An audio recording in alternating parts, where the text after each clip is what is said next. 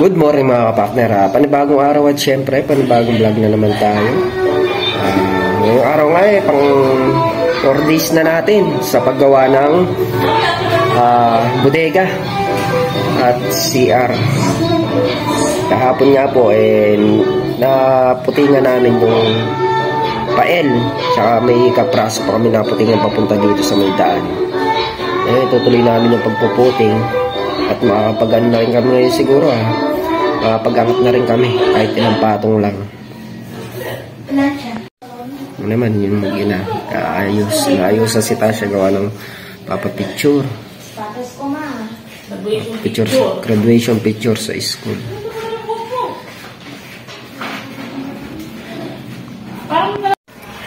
Yung mga kapakners, tabayan lang natin si Ken at palusong na rin tayo, maaga pa naman.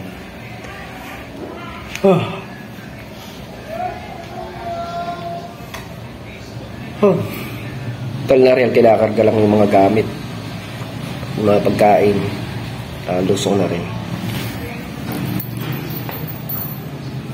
Sabay-sabay na siguro kami lulusong. Yung mga kapakners, at lumusong na nga si Tol Nariel. Ang tabayanan ko lang si Ken gawa ng siya muna papasok ngayon. Palitan niya yung yung bayaw niya. Hindi kabisado ni Ken yung pupuntahan, kaya inatabayanan ko siya. A few moments later. Yung mga kapakners, naibabaan namin yung simento, yung dalawang Tol Nariel kanina. Tapos kung mauli silang 6. Habang wala sila, kakabit ko muna yung salindong dito sa mixer para hindi tayo masyadong kanlad sa araw. Yung mga kapakner, ganyan nga lang ginagawa natin sa lindong. Kahit pa paano nakakover siya ng konti dito sa mixer.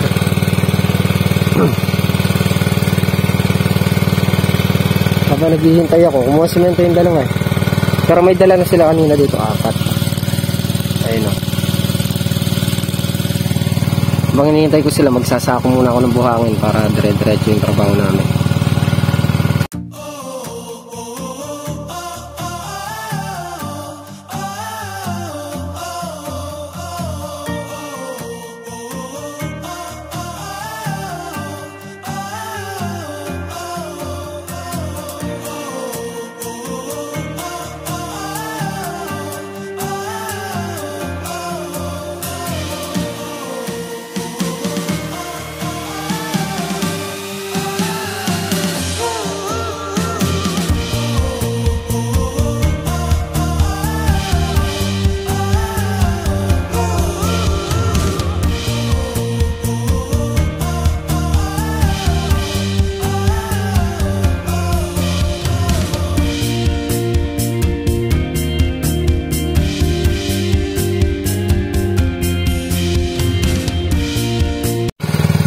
Mga kapakners, kaya rin ako magsako.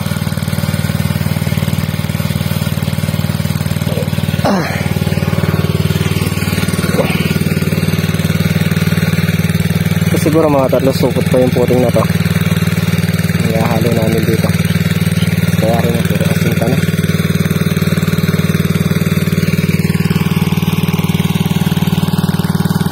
Nagdala na rin forma si Tol Nariel para kung itaas na yung asinta, sabay forma, buhos, tapos tagarin buhos, asinta ulit. Hindi kasi pwedeng biglayin yung asinta nito hanggang 6 na patong lang ang pwedeng i-asinta sa sa isang araw.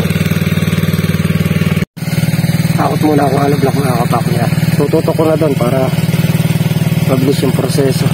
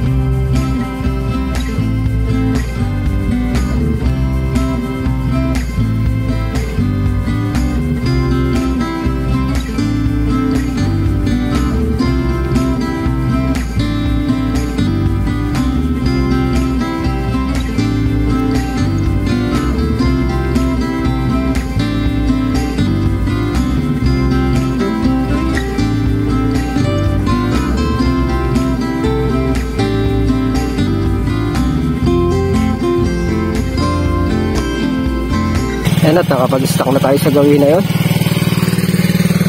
Bago kami magputing dyan mga kapakners sa kabila, unahin muna namin siguro to. Iaangat muna ng ganong kataas, 3 patong, para yung lupa maibalik na dito para maginhawang kumilos. Tapos makapalanghali na lang namin siguro puputingan yun. Kasi kung magpuputing tayo, mahirapan tayo sa ano pag bang-hukbang. Kaya gawin namin, paasin ka muna kay Tolnarial to, tapos balik yung lupa para pumatag siya. Mapapabilis yung trabaho natin pagka maayos yung ginagalawa natin. Mga kapakner, andito na sila. Babahan namin ito na semento. Yan, may bago tayong alaga, si Dog tsaka si Gi. Doggy, dito ako na sa Lind Farm ngayon. Mga kapakners, naibabaan namin yung semento. Bali 10 supot na semento yan. Malaki-laki na yung magagawa ng mga kapakners sa maghapon. Tapos ito yung buhang na igaya ko na rin kanina habang wala sila. Pwede din tayo mag-start maghalo.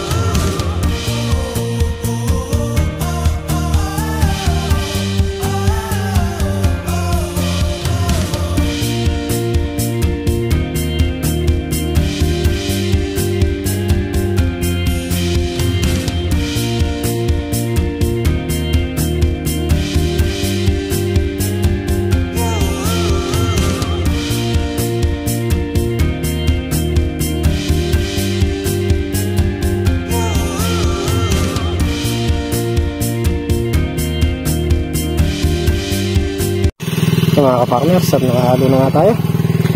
Ready na tayo magbuhos.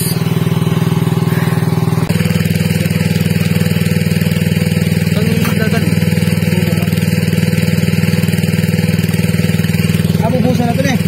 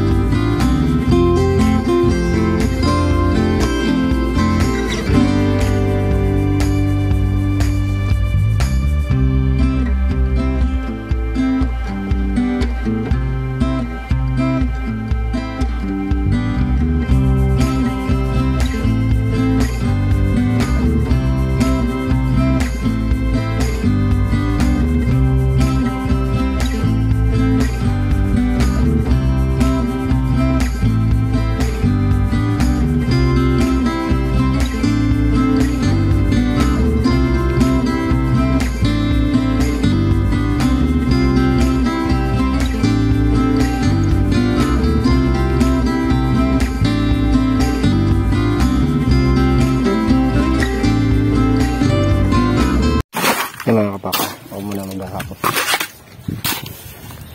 Saka muna Dongdon.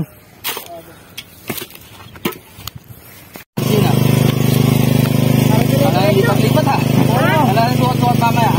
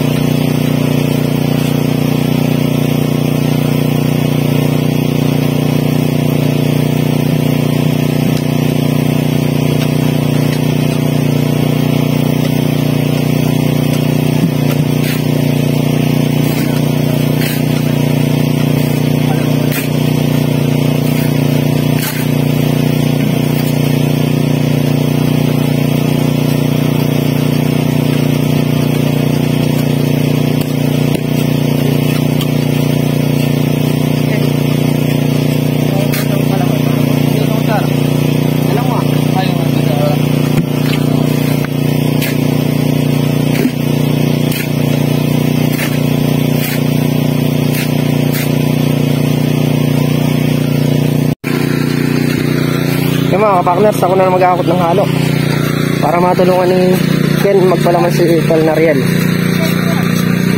para mabilis kami makaangat. Malapit lang naman yung hakutan natin, kaya tinutulong ko na si Ken magpalaman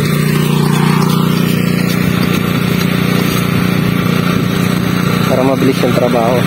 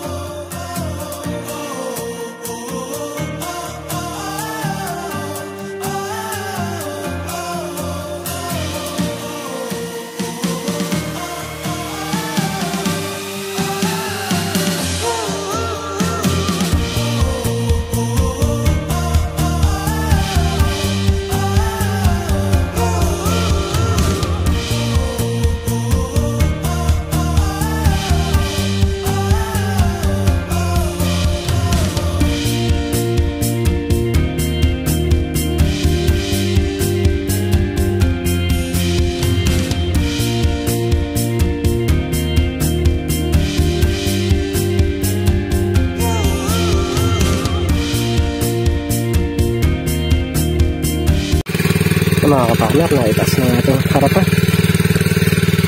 Naipantay na doon sa kahapon yan, katatlong patong. Ito na lang, pagka naitaas na to, kakain ko na yun sa CR. Ako nag-aasin kasi na dito. Buti na lang, maganda yung ating panahon, no? Makalimlim. Pag ganito maghapon, marami tayong matatrabaho.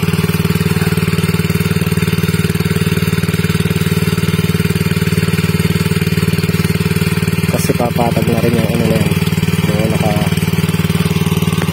na lupa para di mabilas.